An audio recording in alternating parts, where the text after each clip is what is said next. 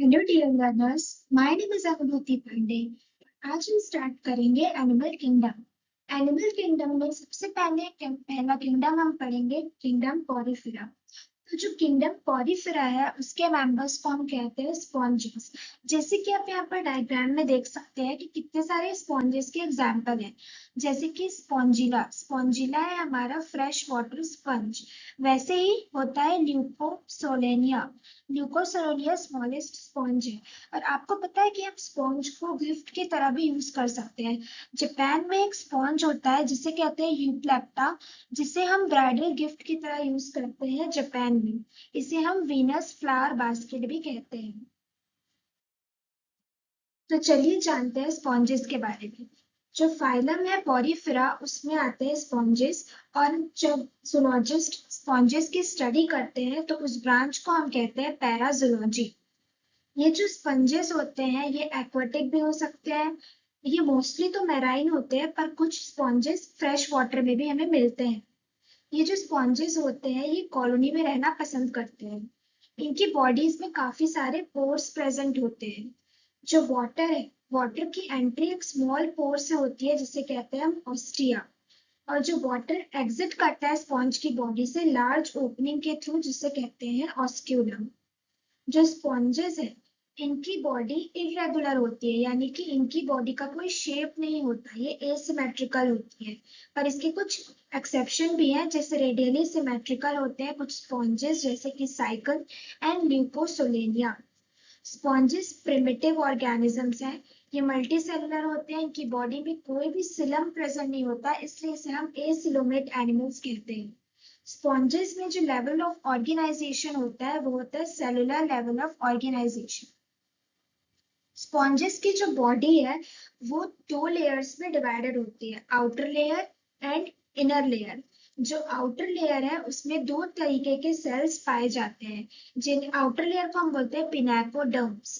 पिनाकोडर्म्स दो सेल से मिलकर बनी होती है। पहला होता है पिनाकोसाइट्स जिसे हम कॉमनली फ्लैट सेल्स कहते हैं। और दूसरा होता है पोरोसाइट्स जिसे हम ओवल सेल्स कहते हैं। जो इनर मेम्ब्रेन है या जो इनर लेयर है बॉडी की वो बनती है फ्लैजिलेटेड कॉलर सेल से जिसे हम कहते हैं कोआनोसाइट्स। कोआनोसाइट्स एक यूनिक कैरेक्टरिस्टिक्स होता है पॉरीफेरा का।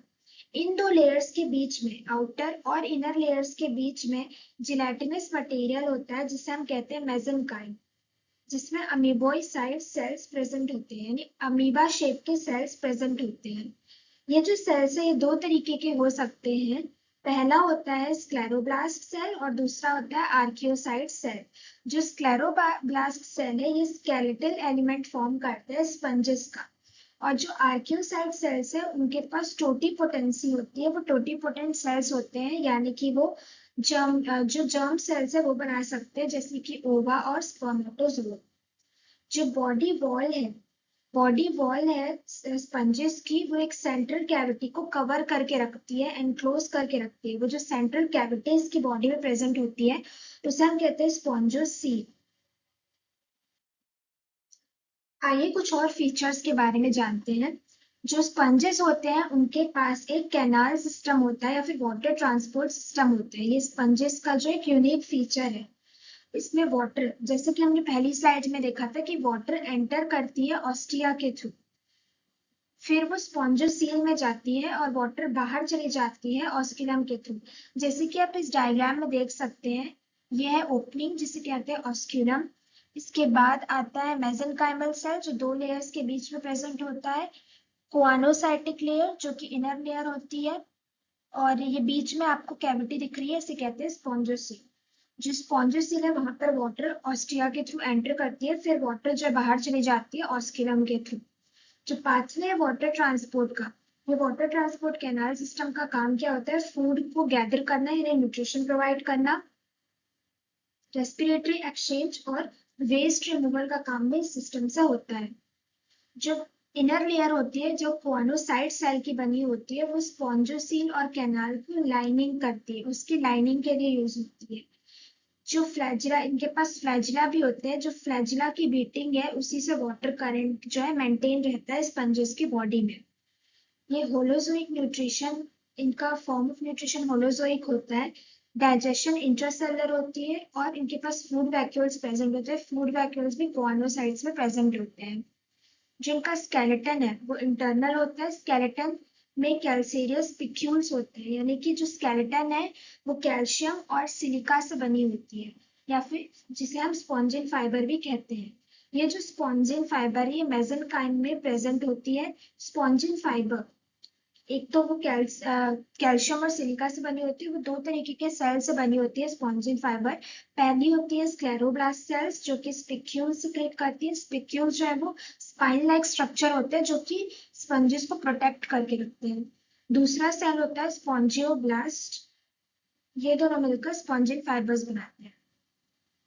अब जानते हैं इनका रेस्पिरेशन और एक्सक्रीशन कैसे होता है। तो जो एक्सक्रीटरी प्रोडक्ट है उनका एक्सक्रीटरी मैटर होता है अमोनिया, और जो रेस्पिरेशन और एक्सक्रीशन है ये गैसेस के डिफ्यूजन से होती है। बॉडी में गैसेस जो है डिफ्यूज होते हैं। रिप्रोडक्शन दोनों तरीके से हो सकती है। एसेक्सुअल रिप्रोडक्शन भी होती है, सेक्सुअल रिप्रोडक्शन भी होती है।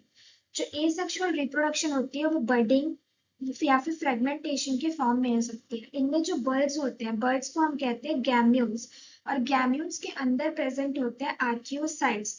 आर्कियोसाइट्स आगे चल के गैमीट्स का फॉर्मेशन करते हैं, और आर्कियोसाइट्स ही सेक्सुअल रिप्रोडक्शन के लिए रिस्पॉन्सिबल होते हैं। ये जो ऑर्गेनिज्म है पॉरीफेरा किंगडम के ऑर्गेनिज्म हर्मोफ्रोडाइट होते हैं।